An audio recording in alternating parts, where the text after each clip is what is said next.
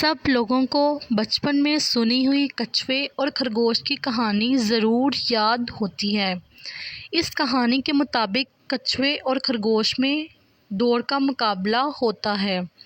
दौड़ के आगाज़ में जबकि कछुआ बिल्कुल इब्तदा ही में होता है, खरगोश अपनी तेज़ रफ्तारी की बना पर बहुत आगे निकल जाता है।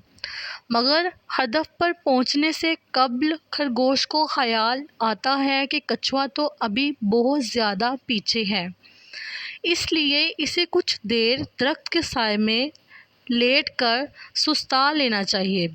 लिहाजा वो आराम करने के लिए लेटता है और कुछ ही देर में इसकी आंख लग जाती है। कछुआ बगैर रुके आहिस्ता आहिस्ता चलता रहता है, यहाँ तक कि वो सोते हुए खरगोश से आगे निकल जाता है और फिर हदफ तक पहुँच जाता है। जब खरगोश की आंख खुलती है तो वो दौड़ कर हदफ तक पहुँचता है तो देखता है कि कछुआ वहाँ पहले से मौजूद है। इस तरह खरगोश अपनी तेज़ रफ्तारी के बावजूद ये दौड़ हार जाता है। इस कहानी से बच्चों को ये सबक सिखाया जाता है कि खरगोश की तरह इंसान को कभी गैर ज़रूरी तौर पर खुद एतमादी का शिकार नहीं होना चाहिए, ना किसी की सलाहियत को कमतर समझकर अमल से रुकना चाहिए। इसी तरह ये सबक भी इस कहानी में है कि मुस्तकिल मजाजी और हिम्मत एक बहुत बड़ी सिफ़त है जिसका मुज़ाहिरा कछुए ने किया। इस कहानी की मज़ीद तफसीलात भी हैं जो कम लोगों को मालूम हैं। इसकी तफसील इस तरह है कि दौड़ हारने के बाद खरगोश दोबारा मुकाबला रखता है और इस दफ़ा बग़ैर रुके दौड़ता चला जाता है। चनाचा वो एक बड़े फ़र्क से कछुए को शिकस्त दे देता है। इससे ये सबक मिला कि आला सलाहियत के साथ मुस्तकिल मजाजी जमा हो जाए तो इंसान हमेशा दूसरों से बहुत आगे निकल जाता है। मगर अभी ये कहानी ख़त्म नहीं हुई। कछुआ शिकस्त के बाद बहुत अफसुर्दा हो जाता है। इससे मालूम हो जाता है कि दौड़ के मैदान में वो कभी खरगोश से नहीं जीत सकता, मगर वो मायूस होने की बजाय गौर व फिक्र करता है और एक ऐसा मैदान दरियाफ्त करता है जहाँ इसकी जीत यकीनी होती है। इसके बाद दोबारा मुकाबला होता है।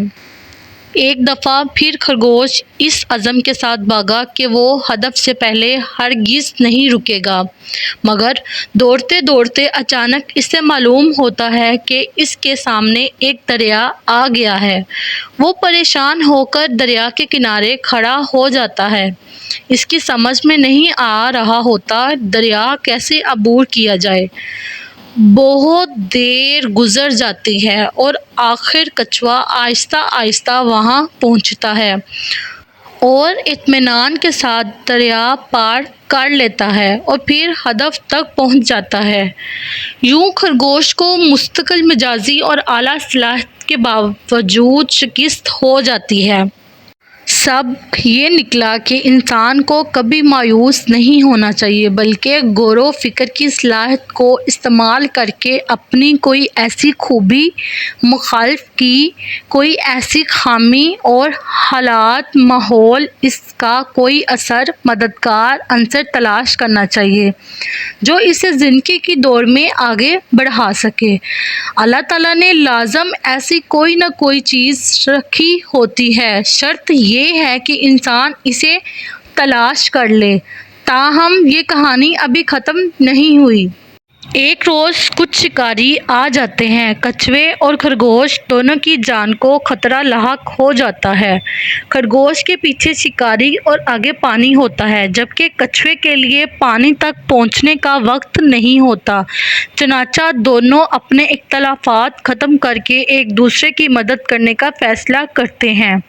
खरगोश कछुए को अपने ऊपर बिठा कर दौड़ता है, यहाँ तक कि वो दरिया के किनारे जा पहुँचता है। यहाँ से कछुआ इसे अपने ऊपर बिठाकर दरिया पार करा देता है। फिर خرگوش کچھوے کو اپنی کمر پر بٹھا لیتا ہے اور دوڑنا شروع کر دیتا ہے، یہاں تک کہ دونوں خطرے کی زرد سے نکل جاتے ہیں۔ یہ آخری حصہ ہمیں بتاتا ہے کہ مل کر کام کرنا سب سے اچھا طریقہ ہے، اس میں سب کی جیت ہے، مگر اس کے لیے انسان کو اپنی انا اور برائی کو قربان کرنا ہوتا ہے۔